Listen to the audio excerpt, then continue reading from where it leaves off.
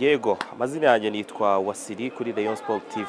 Ubu uyu munsi turiho wo kuwa kane nibwo ikipe ya Rayon Sport yakiriye stock ya mbere y'imyenda yayo izakoresha umwaka w'imikino wa 2024-2025. Uyu munsi turiho ku munsi wo kuwa kane ndi kuri Gikundiro Shop aho nagiye kureba ese ibikorwa byo kuyigura ese abantu bayakiriye bate nibyo byanzanye hano kuri Gikundiro Shop hano muri Chic aho winjirira kuri uyu muryango ureba muri gare yo mu mujyi ariko uninjire kuri uyu muryango neza neza urebana na Kigali City aho uyu muryango urebana n'inzira imanuka ijya muri gare naho uraza kwita uhagera ni inzira imwe yonyine uturutse kuri cya cyuma gisaka uraza gukomeza inzira imwe yonyine uraza kugenda ugere hano kuri Gikundiro Shop. Ubu rero ikipe ya Rayon Sport yatangiye kugurisha imyenda ya sezo 2024-2025 izaba ari imyambaro itatu. Hari umwambaro wa away, hari umwambaro wo mu rugo ndetse n'umwambaro wa gatatu. Iyi yose ni imyambaro ikipe ya Rayon Sport yamaze gutereka ku isoko. Uriyumva ute? Byakiriye ute? Reka tubanze tuganire n'abantu muri rusange bazanye imyenda n'abarimo barayicuruza, hanyuma tumenye ese uyu mwambaro ugeze ku isoko ugura amafaranga ngahe, uyu mwambaro uhagaze ute, ni amabara ngahe, ese muri stock aka kanya haraza kuba hari ibicuruzwa bingana iki. Ibi byose nibyo mugiye kumenyera muri iyi report, ariko imyambaro yatangiye kugurishwa hano mu mujyi ku iduka ry'ikipe ya Rayon Sport.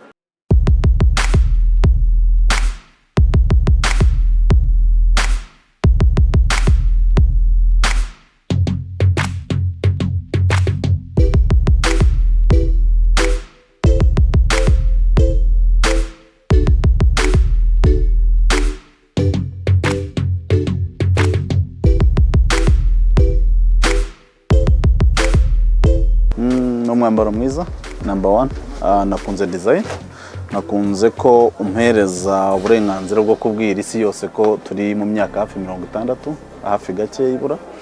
So kuba hariho umwaka ya Rayon Sport yafondewe hakaba hariho ikindi karite ni nziza cyane. So numwenda mwiza cyane, numwenda mwiza kabisa. Biranshimishije kubera ko nkunda new vision, nyine ikintu gishya cyane cyane ku ikipe yanjye nkunda. Ikintu gishya cyari cyo cyose ku ikipe yanjye nkunda, iyo byabinsaba ubushobozi bwa minenye ku nenyo nakwemera nkajya kubiga nkakigura kubera ko kiba ari gishya kandi ari cyiza kimbereye nk'umukunzi wa Sport. Ni byiza ko burya rigiye dupromotinga ngo made in Rwanda hehe na hehe, ariko ubundi ni byiza ko umunyarwanda yambara ikintu avuga ngo gifite roots mu rugo. So aho kugenda ngo gure imyenda ya Adidas yakorewe Real wenda yakorewe Chelsea bahinduye gusa bagashyiraho logo. So kuki kangura umwenda wa ushobora kwambara uri unique. Tuvuge travelinze nkava nkano nkajya nka South Africa ninjye nyine nabo ufite, you never know ko abantu bari buze kuwukunda uko dukunda za Manchester za Arsenal zose bafite concept baba bayikreyemo. So twebwe natwe dufite yacu ushobora kuyigeza hanze ugasanga irakunzwe umwaka amahembe y'inka. So ni ibintu byiza cyane, ni ibintu byiza bituma numva ko nambaye icyanjye cyo mu rugo.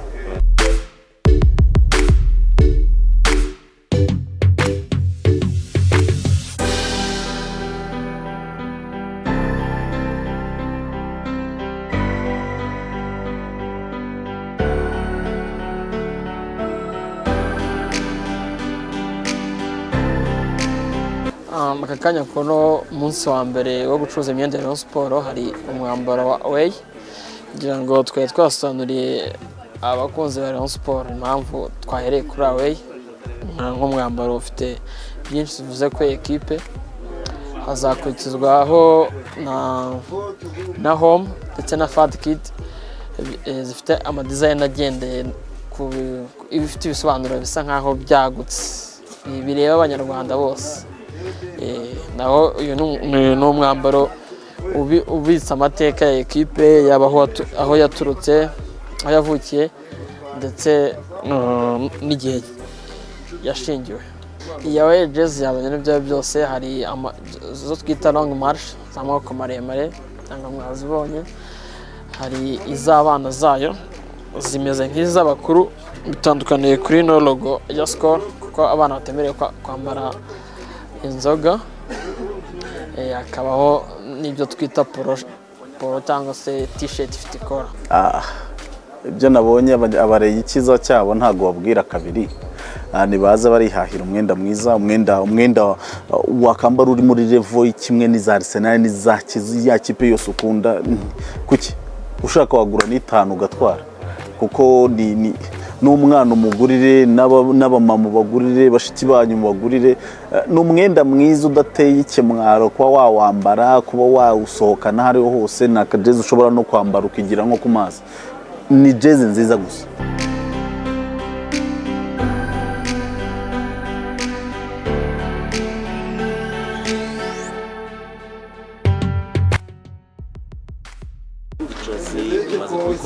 iyo mu rugo n'iya gatatu zo ziraza kujya ku isoko, zizajya ku isoko ku munsi nyirizina w'igikundiro, ya twita Rayo Day samedi kabisa, zizaba zihari kuri stade, abantu bazazihasanga.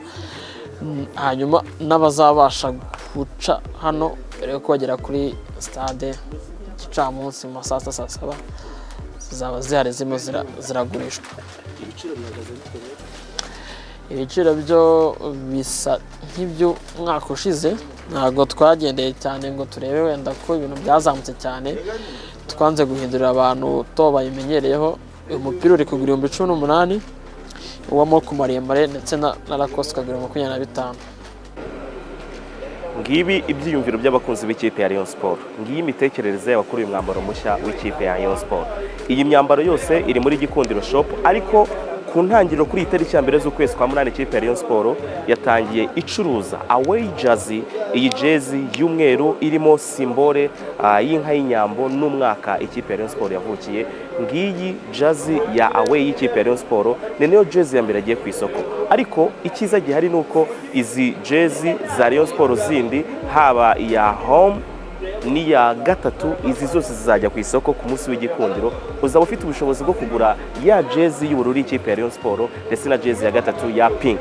Izi zose ni jersey zizambarwa na Rayon Sport y'abagabo, Rayon Sport y'abagore. Bazaba bambaye imyambaro isa muri iyi sezo ya 2024 2025. Njyewe jersey yanjye nayifashe, nawe ufite kugura jersey yawe. Niyo mpamvu rero kuri iyi nshuro nawe niba wifuza kwambara umwambaro mwiza cyane, urasabwa kunyarukira kuri Gikundiro Shop cyangwa se andi maduka ayari yose ari mu bice bitandukanye by'igihugu, nawe ukaba wakigurira umwambaro wawe. Si byo gusa, nugura jersey ushobora guhitamo n'umukinnyi ukavuga uti ngewe ndi umuntu wa Muhire Keve uzambara nimero 11, wenda reka mpite gishyira ku mugongo hanyuma nandikeho izina ryanjye. Ndi umuntu wa Fitina Ombolenga uzambara nimero 13, reka mpite nzandika.